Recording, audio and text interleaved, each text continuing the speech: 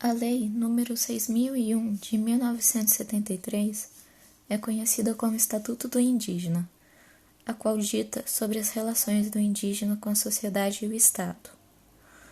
Essa lei segue um princípio do antigo Código Civil, o qual determina que os indígenas deveriam ser tutelados por uma organização representativa, uma vez que os mesmos são considerados relativamente incapazes. Por causa disso, foi-se criada a Fundação Nacional do Índio, popularmente conhecida como FUNAI.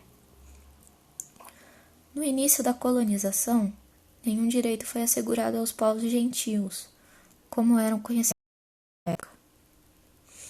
Entretanto, algumas cartas dos reis portugueses eram consideradas constituições primárias, já que as mesmas constavam algumas normas de condutas que deveriam ser adotadas pelos colonizadores quando os mesmos interagiam com os povos indígenas e suas terras. O Alvará, de 1º de abril de 1680, estabeleceu que os indígenas eram os senhores naturais das terras brasileiras. E com isso, o Alvará limitava a norma das sesmarias, que distribuía as terras entre a coroa, já que o território indígena não deveria ser afetado. Em contrapartida, ironicamente, os indígenas poderiam ser escravizados durante as guerras justas, conforme dita a Carta Régia de 1º de abril de 1655. A maioria das supostas tentativas de assegurar os direitos do povo nativo foram ignoradas, já que os imperialistas não poderiam se beneficiar das mesmas, e o povo gentil não sabia ler ou entender o idioma do colonizador. Antigamente, haviam 2 tipos de correntes políticas, a protecionista e a integracionista. O protagonista do primeiro foi o Marechal Cândido Mariano da Silva Rondon. Essa vertente apoiava a proteção cultural e física dos indígenas, uma vez que os integracionistas queriam rapidamente incluir os gentios no desenvolvimento do país. E, consequentemente, isso acabava apagando a identidade dos indígenas. A ideia dessa rápida integração na economia visava usar os indígenas como mão de obra barata ou como produtor de mercadorias. A maioria das constituições mantiveram o interesse integracionista, exceto pela Constituição de 1988. Na década de 80, os indígenas começaram a se mobilizar, exigindo o direito ao voto no Parlamento e na Assembleia Constituinte. Assim, eles conseguiram começar a se integrar no meio político, mas nenhum indígena foi eleito. Apesar disso, o movimento conseguiu trazer mais visibilidade aos problemas enfrentados pelos indígenas, conscientizando o povo branco. O Marechal Rondon tinha criado o Serviço de Proteção ao Índio em 1910, um órgão que realmente visava garantir a integridade de todos os aspectos da comunidade indígena. Mas com o começo do regime militar, o integracionismo voltou a dominar a política e a economia brasileira. Ressaltando ainda que a Lei 6.001 de 1973 foi criada durante o regime militar. Como consequência, essa lei, que deveria proteger os indígenas, tinha como prioridade integrar o indígena na sociedade brasileira, apagando seus costumes, cultura e idioma. O objetivo deste trabalho é estudar, conhecer e informar sobre o Estatuto do Indígena e a questão dos mesmos no Brasil, seus direitos, os órgãos que os defendem, os movimentos sociais e as regiões nativas consideradas reservas dos mesmos. Por ser um movimento social que muitos ainda não conhecem, é importante a abordagem do Estatuto Indígena nos dias atuais, pois cada dia mais os mesmos sofrem com falta de reconhecimento e preservação. Por isso, é essencial o estudo da situação dos indígenas no Brasil, utilizando o Estatuto do Índio e alguns dados disponibilizados pela FUNAI, Fundação Nacional do Índio, o órgão responsável por coordenar e executar as políticas indigenistas do governo federal. É importante para o médico veterinário o conhecimento desse estatuto, pois é sempre essencial abranger diversas culturas na profissão. Afinal, o mesmo atua em várias regiões e enfrenta diversas situações. Por exemplo, poderia acabar clinicando os animais presentes em uma aldeia. Por isso, é de muita importância o conhecimento desse estatuto e o que ele dita, incluindo seus princípios, definições, patrimônio, administração, proteção e política. Neste trabalho é abordado o Estatuto do Indígena, cuja lei número 6001 entrou em vigor em 19 de dezembro de 1973, que dispõe sobre as relações do Estado e da sociedade brasileira com os índios, com o propósito de preservar a sua cultura e integrá-los progressiva e harmoniosamente à comunhão nacional. A proposta de Comissão Nacional de Política Indigenista é composta pelo total de 232 artigos, divididos entre eles pela seguinte forma. Título 1. Os princípios e definições. No capítulo 1, do primeiro artigo ao oitavo artigo, é dado ênfase ao respeito e proteção à organização social, seus costumes, tradições, direitos sobre as terras indígenas e etc. O princípio é garantir ao povo indígena os mesmos direitos de qualquer cidadão. Já no capítulo 2, é um indivíduo que se considera parte de um povo ou comunidade e é reconhecido como tal pelos membros. Título 2. Do patrimônio e da sua administração. Capítulo 1. Do patrimônio indígena. Os direitos originários e posse permanentes sobre as terras ocupadas, usufruto de todas as riquezas naturais presentes na biodiversidade, caça, pesca, coleta, garimpagem, faiscação e cata, direito autoral sobre as obras artísticas, incluindo o direito de imagens, sendo de responsabilidade do órgão indigenista federal, oferecer meios para que a comunidade indígena exerça a administração efetiva do seu patrimônio. Capítulo 2. Os conhecimentos tradicionais. Conhecimentos tradicionais são de natureza coletiva e por isso não podem ser objeto de direito privado. Mas a utilização de conhecimentos tradicionais de comunidades indígenas sem consentimento prévio das comunidades sujeitará o infrator à multa implicada pelo órgão indigenista federal. Reconhecer, proteger e promover os direitos originários dos povos e comunidades indígenas sobre os seus conhecimentos tradicionais, suas práticas e usos associados, implementando programas, projetos e ações voltados para a comunidade que valorizem a conservação e uso sustentável dos recursos naturais, é elaborado um contrato de utilização de conhecimentos tradicionais, o qual será disponibilizado pelos órgãos competentes. Dos bens, garantias, negócios e proteção. Negócios praticados entre indígenas e terceiros que desrespeitem os usos, costumes e tradições da comunidade são nulos, não produzindo efeitos jurídicos. Não podem ser negociados os direitos originários sobre as terras tradicionalmente ocupadas. As posses permanentes dessas terras e usufruto das riquezas naturais aplicam-se às normas e direitos comuns. As negociações podem ser acompanhadas pelos órgãos competentes com a finalidade de orientar e auxiliar os indígenas. A União, por intermédio da FUNAI, tem o dever de proteger e fazer respeitar os bens materiais e imateriais do povo indígena, nos termos desta lei. Só se pode ingressar em uma comunidade caso a mesma permita, sendo garantido independente da autorização somente as Forças Armadas, ordem judicial, flagrante delito ou prestação de serviço público essencial. Do contrário, o ato deve ser informado aos órgãos responsáveis, que tomarão as devidas providências, sendo parte legítima para a defesa dos direitos e interesses da comunidade. O Ministério Público Federal, os indígenas e suas organizações e órgãos indigenalista federal. Título 4 do Estatuto das Terras Indígenas. O capítulo 1 do título 4 diz que as terras indígenas são ocupadas somente por comunidades indígenas e os direitos dessa terra são independentes do poder público e são indisponíveis para pessoas além da comunidade indígena. Assim, o usufruto é exclusivo também dos indígenas. A remoção da comunidade indígena das suas terras é permitida somente em caso de catástrofes ou pandemias, sendo garantido o retorno imediato assim que o risco cessar. Capítulo 2. O capítulo 2 diz que a demarcação das terras é feita pela FUNAI, de acordo com o decreto do Poder Executivo. O povo indígena pode solicitar a demarcação ou a revisão dos limites da sua terra. E isso não se aplica aos não indígenas que habitarem nas terras. Capítulo 3.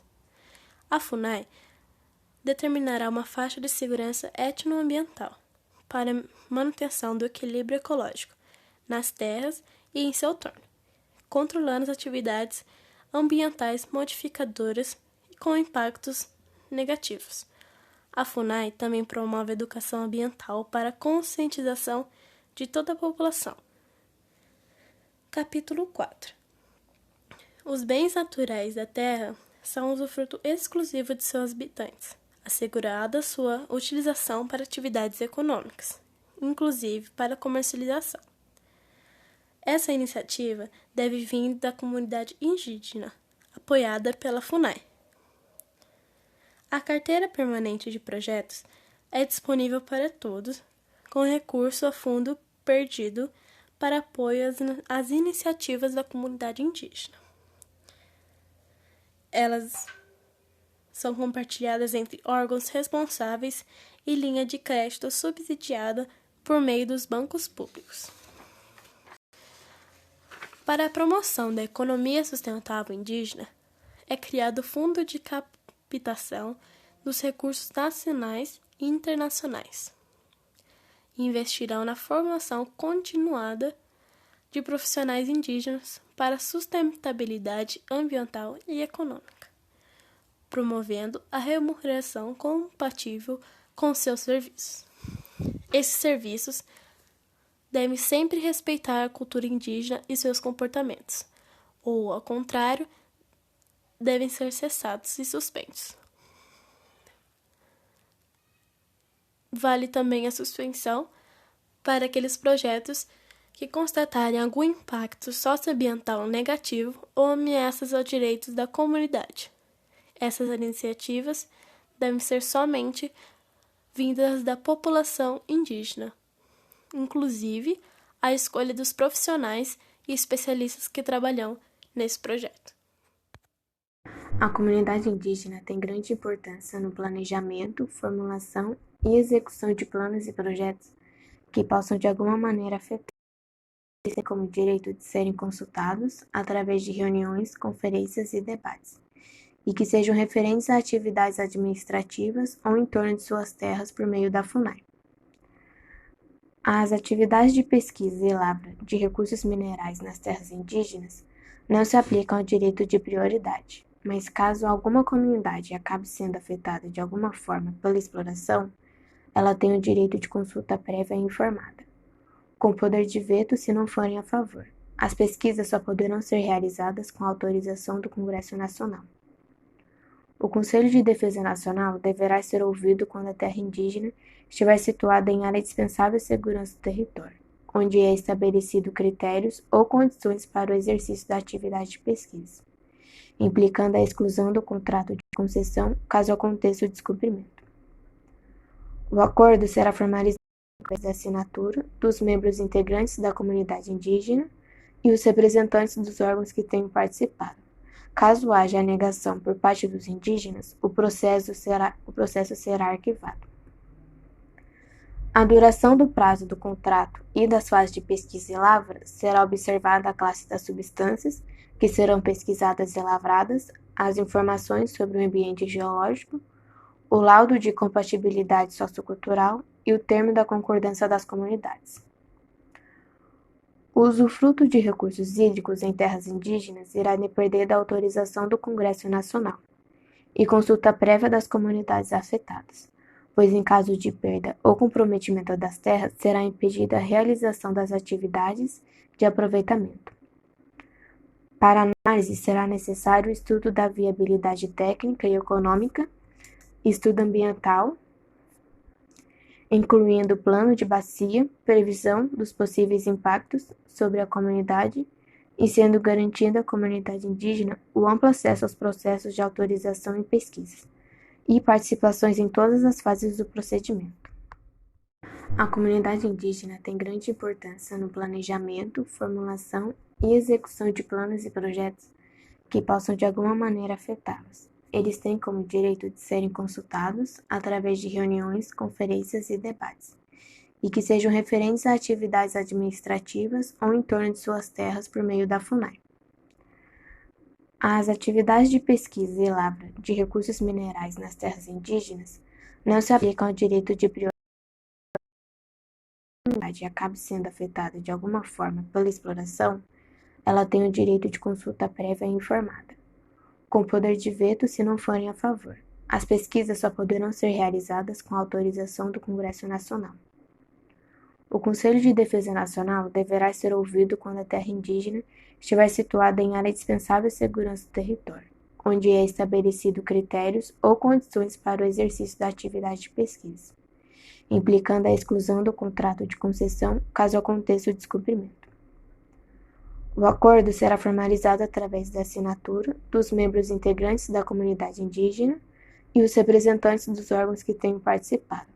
Caso haja a negação por parte dos indígenas, o processo será arquivado. A duração do prazo do contrato e das fases de pesquisa e lavra será observada a classe das substâncias que serão pesquisadas e lavradas, as informações sobre o ambiente geológico, o laudo de compatibilidade sociocultural e o termo da concordância das comunidades. O usufruto de recursos hídricos em terras indígenas irá depender da autorização do Congresso Nacional e consulta prévia das comunidades afetadas, pois em caso de perda ou comprometimento das terras será impedida a realização das atividades de aproveitamento.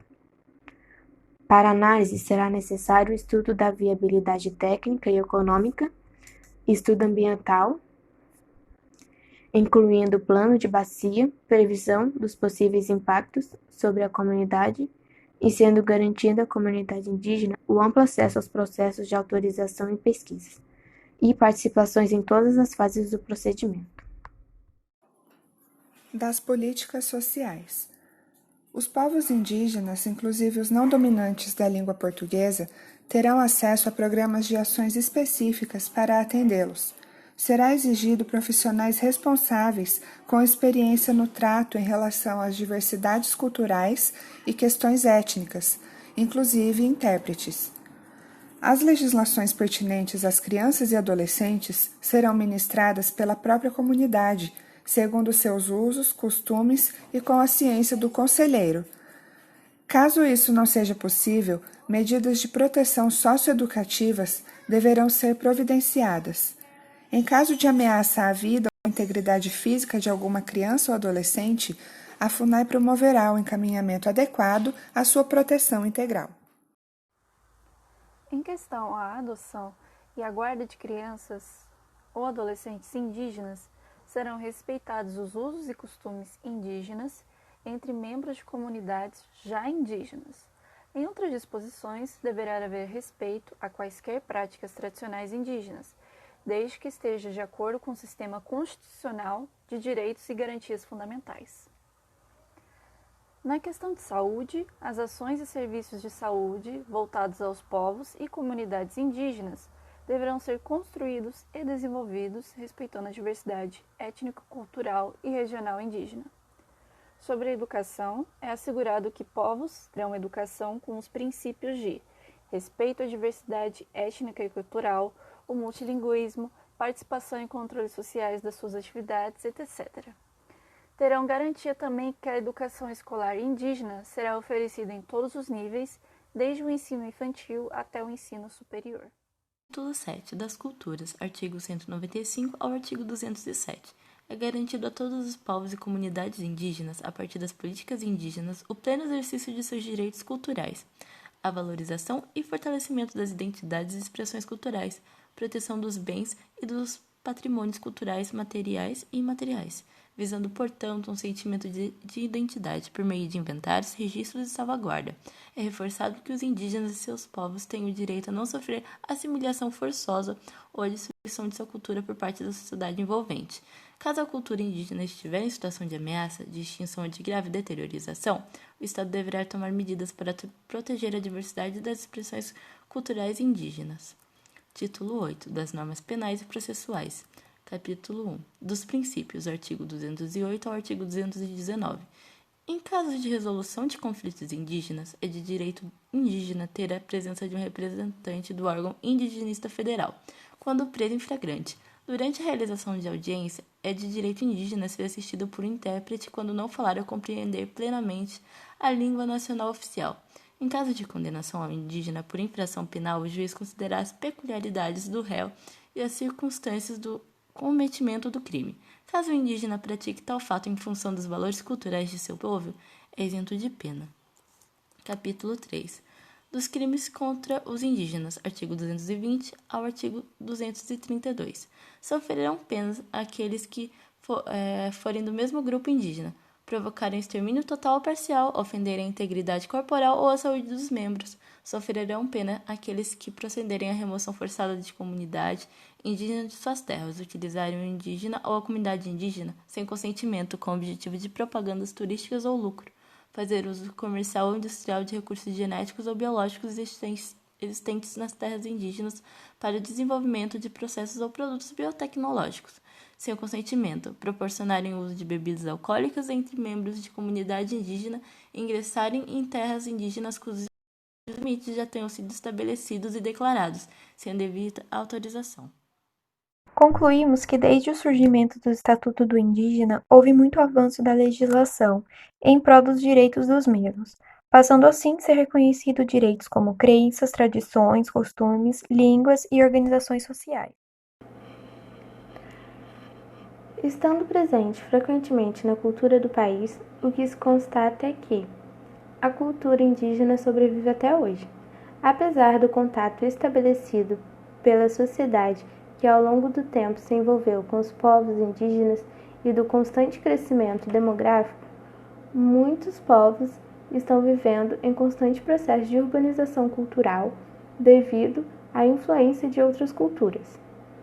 Além da cultura propriamente dita, a questão indígena é ligada à figura do índio e às terras que esse povo tradicionalmente ocupa. O foco da questão é o conflito entre índios e não índios, em todo o território nacional. Muitos projetos econômicos buscam cada vez mais mecanismos para explorar os recursos naturais localizados nas terras indígenas. Portanto, a demarcação das terras torna-se cada vez mais necessária, já que é ela que pode assegurar que as terras serão resguardadas das invasões e de ambições excessivas dos projetos econômicos.